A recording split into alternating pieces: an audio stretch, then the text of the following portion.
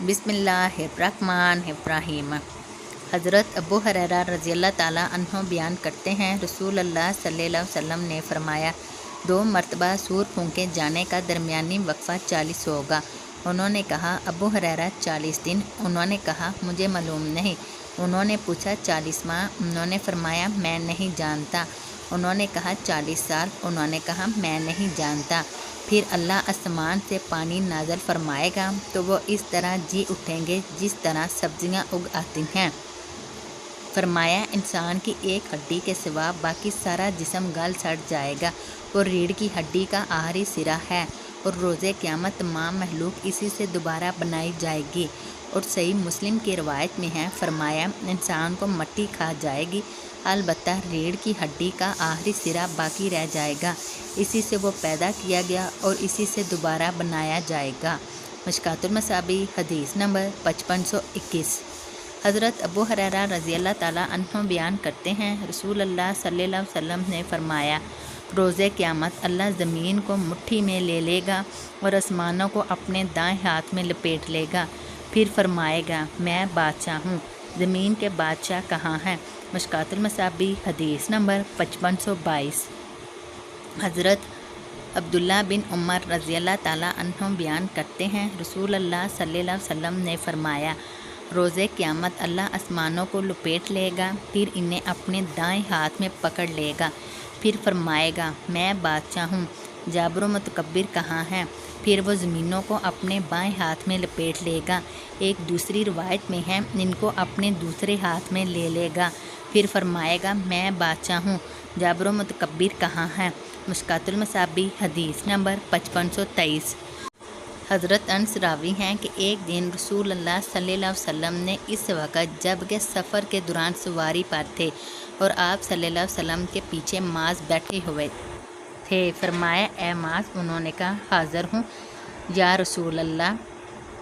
हुज़ूर सल्लल्लाहु अलैहि वसल्लम ने फिर फरमाया, ए माज? माज ने अर्ज़ किया, या रसूल अल्लाह, हाज़िर हूँ। आप सल्लल्लाहु अलैहि वसल्लम ने फिर तीसरी मरतबा मुखातिब फरमाया, ए माज? माज ने फिर कहा, या रसूल अल्लाह, हाज़िर हूँ।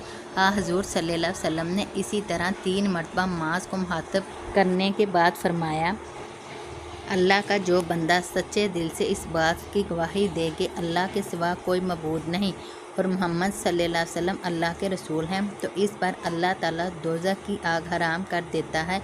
और यह सुनकर माज ने अर्ज़ किया, या रसूल अल्लाह सल्लल्लाहु अलैहि वसल्लम, क्या मैं इस खुशखबरी से लोगों को आगाह कर दूं ताकि वो इस खुशखबरी को सुनकर खुश हो जाएं? आप सल्लल्लाहु अलैहि वसल्लम ने फरमाया, नहीं, लोग इसी पर भरोसा कर बैठेंगे। हज़रत अनस फरमाते हैं कि आखिरकार हज़रत माज रज़ियल्लाहु ताला अन्हों ने इस खौफ से कि हदीस छुपाने का गुनाह ना हो, अपनी वफ़ात के वक़्त इस हदीस को बयान कर दिया था। तशरीह हुज़ूर सल्लल्लाहु अलैहि वसल्लम ने माज को बार बार इसलिए मुखातिब फरमाया ताकि इनके दिलो दिमाग में मज़मून की अहमियत अज़मत बैठ जाए और वो जान ले कि जो बात कही जाने वाली है वो ऐसी नहीं है कि सरसरी तौर पर सुन ली जाए, बल्कि इसकी अज़मत का तकाजा है कि इसको पूरी तवज्जो से सुना जाए और दिलो दिमाग की गहराइयों तक इसको पहुँचाया जाए।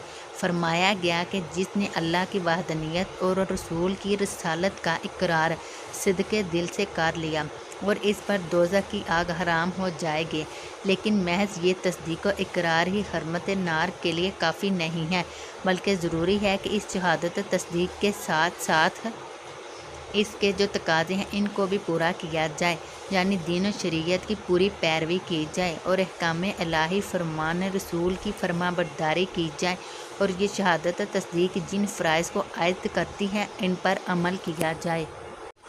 इस तरह अल्लाह का फ़ज़्ल व करम इसे दोज़ख की आग से महफूज रखेगा। इसलिए जब हज़रत माज रज़ियल्लाहु ताला अन्हों ने रसूल अल्लाह सल्लल्लाहु अलैहि वसल्लम से इस खुशखबरी को आम लोगों तक पहुँचाने की इजाज़त चाही तो आप सल्लल्लाहु अलैहि वसल्लम ने यह कहकर मना फरमाया कि लोग इस खुशखबरी को सुनकर इसी पर भरोसा कर लेंगे और अमल करना छोड़ देंगे, जिसका नतीजा अल्लाह ताला का अज़ाब है, या फिर वही तवील की जाएगी जो पहले की गई है कि दोज़ख के अबदी अज़ाब से निजात का ज़ामन है। یعنی اس طرح کفار و مشرکین دوزخ کی آگ میں ہمیشہ ہمیشہ جلائے جائیں گے۔ اس طرح عقیدہ توحید و رسالت پر ایمان رکھنے والوں کو دوزخ کی آگ میں ہمیشہ کے لیے نہیں ڈالا جائے گا۔ ان میں سے جس آدمی نے شریعت پر عمل نہیں کیا ہوگا اور فرائض واجبات کو پورا نہیں کیا ہوگا، اس کو اس عرصے کے لیے جو اللہ چاہے گا دوزخ میں ڈالا جائے گا، اور جب وہ اپنی سزا پوری کر لے گا تو پھر اس کو ہمیشہ کے لیے جنت میں بھیج دیا جائے گا۔